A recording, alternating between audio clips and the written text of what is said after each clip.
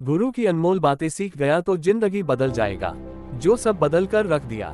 मैं कई बार कुछ काम बस ये सोचकर टाल देता हूँ कि जो है जैसा है चलने दो। मतलब आसान शब्दों में कहा जाए तो मेरे पापा अभी कमा रहे हैं, मैं आराम से दिन व्यतीत कर रहा हूँ। दिन भर में कभी पढ़ा तो पढ़ा, नहीं तो बस समय पार हो रहा है। मैं अपनी आरामदेह जीवन से बाहर आकर पढ़ाई करने, जीवन में कुछ बड़ा करने की सोच ही नहीं पाता हूँ। लेकिन इस कहानी ने मेरा नजरिया बदल कर रख दिया।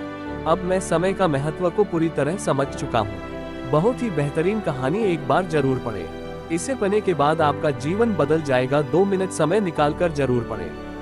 गुरु की अनमोल सीख। एक गुरु अपने शिष्य के साथ कहीं जा रहे थे। चलते चलते उन्हें प्यास लगी तो वे दोनों एक खेत के पास जाकर रुक गए। खेत की हालत देखकर लगता था कि खेत का मालिक खेत पर जरा भी ध्यान नहीं देता है। उन्होंने देखा खेत में एक घर भी है। दोनों जाकर दरवाजा खटखटाते हैं। घर में से एक आदमी, उसकी पत्नी और 2 बच्चे बाहर आते हैं। सभी ने फटे पुराने कपड़े पहने हुए होते हैं।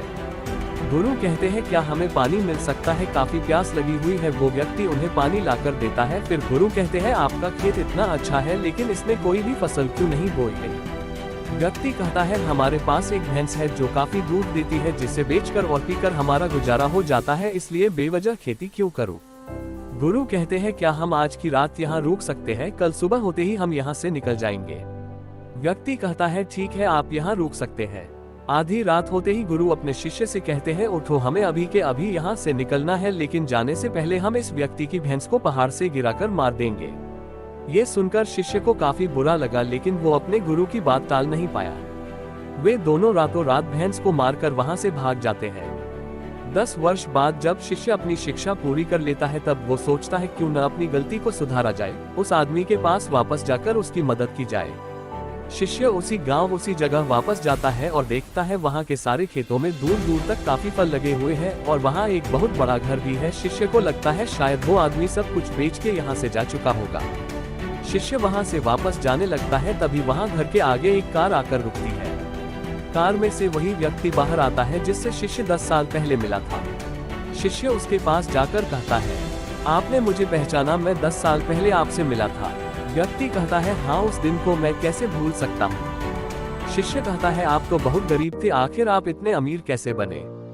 व्यक्ति कहता है, क्या बताऊँ, आपके जाने के बाद मेरी भैंस की मौत हो गई। मैं कुछ दिन काफी दुखी रहा, परेशान रहने लगा, लेकिन जीवन जीने के लिए कुछ तो करना ही था।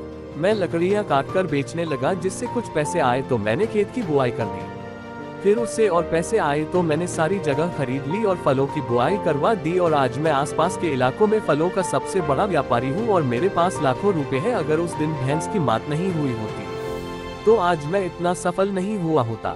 जीवन की सीख। दोस्तों, इस कहानी से यह साफ पता चलता है कि जीवन में हर परेशानी आपके लिए एक बड़ा मौका लेकर आती है। अगर अभी आपके जीवन में परेशानी आई है तो यकीन मानो एक बहुत बड़ी सफलता भी अपने साथ लेकर आए है। यकीन मानिए, बुरे वक्त में आपने हिम्मत नहीं हारी तो आने वाले समय में आप बेहद सफल होने वाले हैं। आपको बस ये करना है। 1. अभी आप अपने मन में सोचो कि आपको जिंदगी जीनी है या काटनी। 2. अपने सपनों के लिए मेहनत करना शुरू कीजिए आज से, अभी से। 3. आपको जो काम करने से अभी फायदा होगा उस काम को कॉपी में लिखो और पूरा करो, ये सबसे नहीं हो पाता है। 4. अगर कुछ करने का सोचा है तो तब तक उसके पीछे लगे रहो जब तक कि वह काम हो नहीं जाता, इसके लिए धैर्य होना चाहिए। 5. अपने सुझाव और सवाल मुझे कमेंट करके बताइए, जिससे कि मैं आने वाले वीडियो में को बेहतर कर सकूं।